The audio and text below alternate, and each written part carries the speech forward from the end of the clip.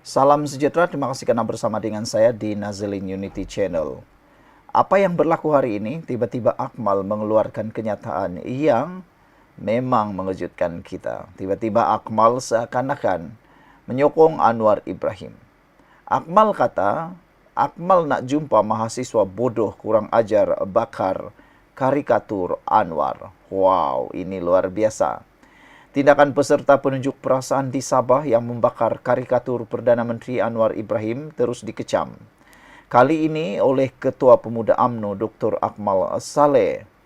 Akmal menyifatkan peserta yang berbuat demikian sebagai bodoh dan kurang ajar.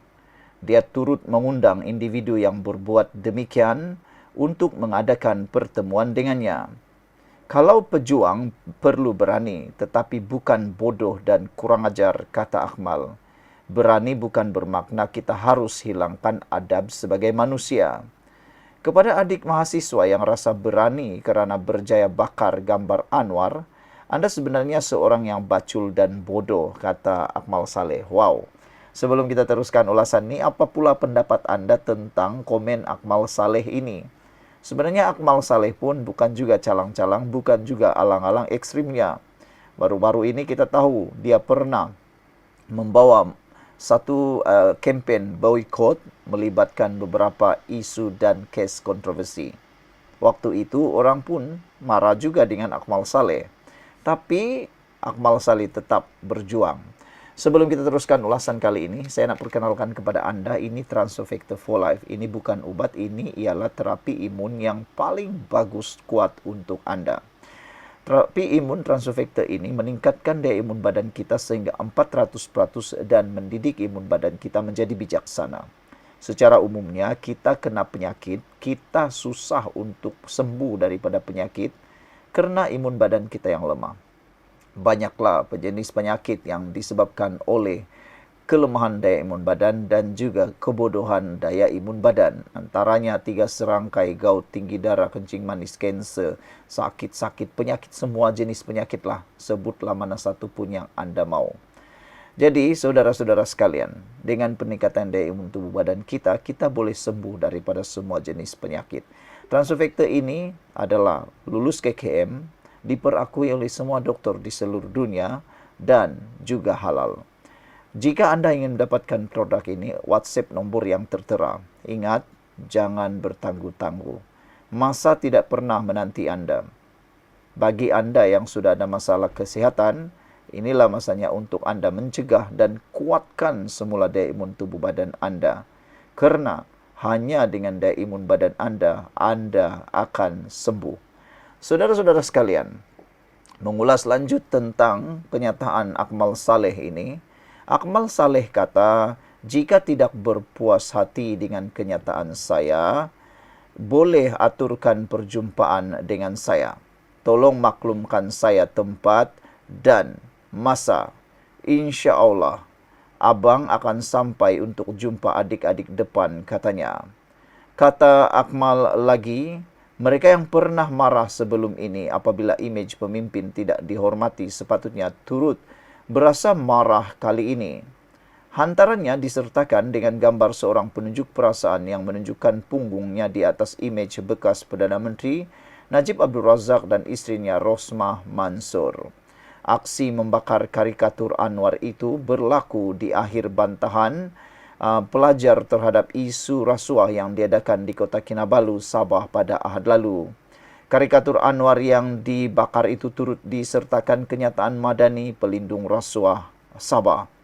Jurucakap Sekretariat Rakyat Benci Rasuah Fadhil Kasim berkata, kain rentang tersebut melambangkan kritikan pedas terhadap pentadbiran Anwar yang didakwa mereka sebagai gagal menunaikan janji berkaitan reformasi institusi. Beberapa komen daripada netizen berkait dengan isu ini, mereka kata yang bodoh itu ialah orang yang mungkin bercakap sendiri, katanya. Dia buat hal boleh, orang lain buat hal dia kecam. Macamlah dia tu bagus sangat, kata Green Cheetah merujuk kepada Akmal Saleh. Kita orang Sabah tidak mahu orang macam doktor yang masuk Sabah, katanya. Imigrasi Sabah tolong sekat Akmal Saleh masuk daripada Sabah, kata Green Cheetah. Wow. Ekstrim jugalah Green Cheetah ni kan. Rakyat nak kebenaran, kata siapa paling kurang ajar belum tahu. Wow, kata rakyat nak kebenaran. Black Zebra kata Hang panggil siapa bodoh, katanya. Pi balik tengok dalam cermin tu siapa yang berkelakuan kurang ajar semasa isu kekemat, kuil Hindu di BKL dan lain-lain. BN UMNO akan terbenam kerana cara politik resis yang kurang asam, kata Black Zebra. Tok Mudim kata lain kali kalau nak membakar-bakarlah bendera Israel macam yang Akmal pernah buat, yang itu tak apa, kata Tok Mudim. Jadi saudara-saudara sekalian, apa pula pendapat Anda? Sekian dulu, kita jumpa lagi. Bye-bye. Salam sejahtera, terima kasih karena bersama dengan saya di Nazilin Unity Channel. Benarkah MCA akan keluar daripada kerajaan? Bermakna jika MCA keluar daripada kerajaan, mereka akan keluar dari Barisan Nasional. Jadi kalau MCA keluar dari Barisan Nasional, mereka nak pergi ke mana? Takkanlah nak masuk pula Perikatan Nasional. Nah, masuk Perikatan Nasional sudah ada gabungan parti di sana, Gerakan. Rasa-rasanya mampukah MCA hidup dalam Perikatan Nasional? Namun demikian, menurut T, MCA jangan terbeban janji madani. Segera keluar kerajaan, katanya.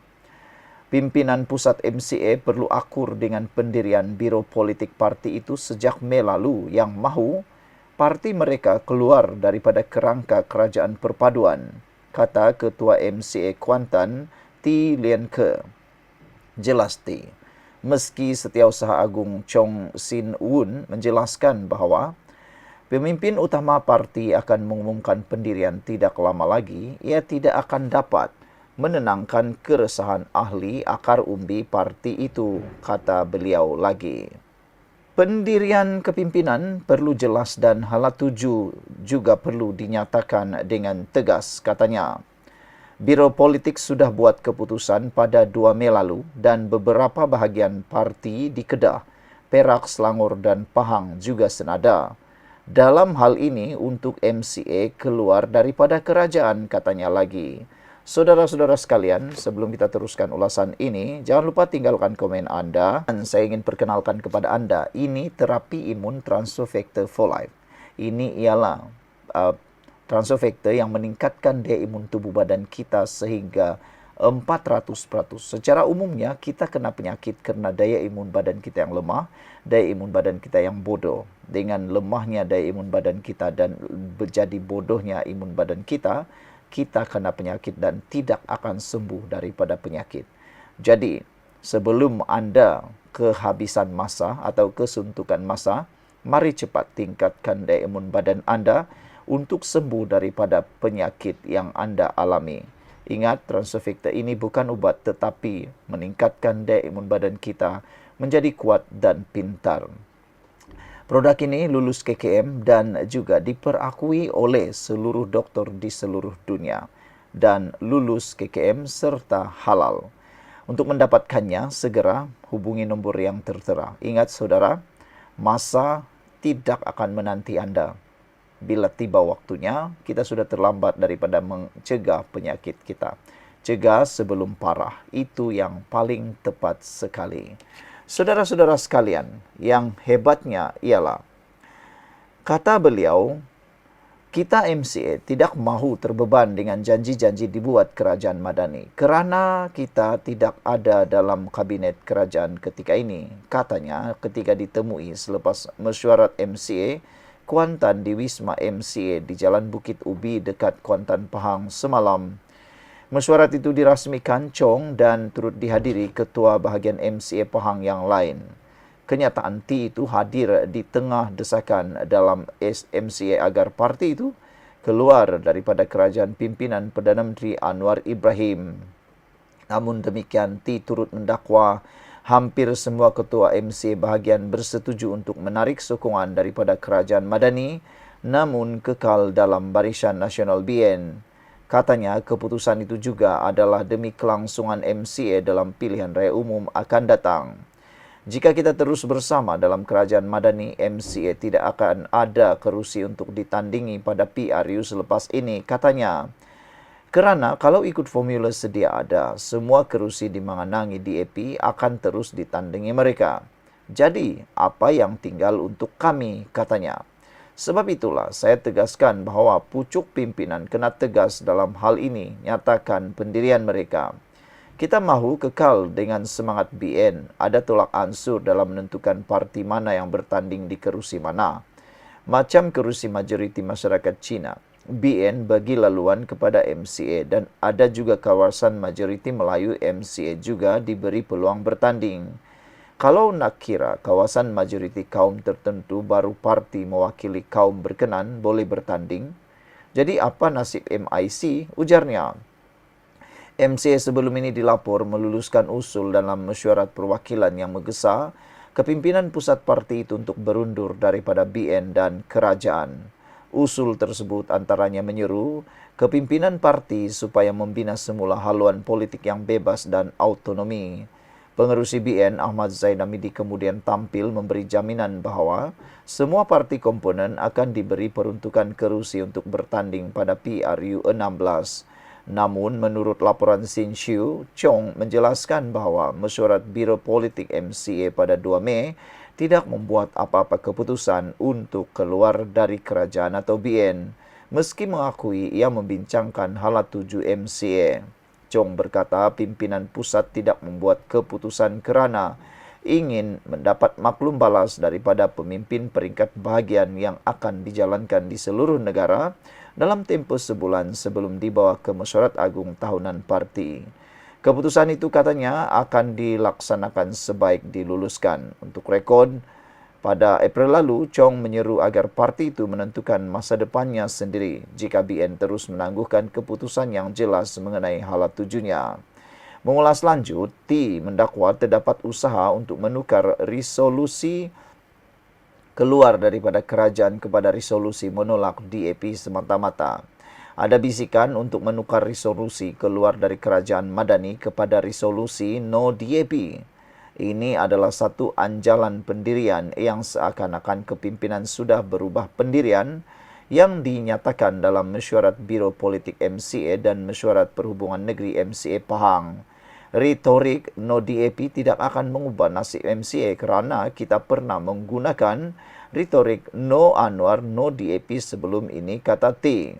Bekas naib Presiden MCA itu juga mempersoalkan sama ada wujud usaha untuk senyapkan pendirian Biro Politik Parti susulan terdapat kekosongan dalam kabinet ketika ini.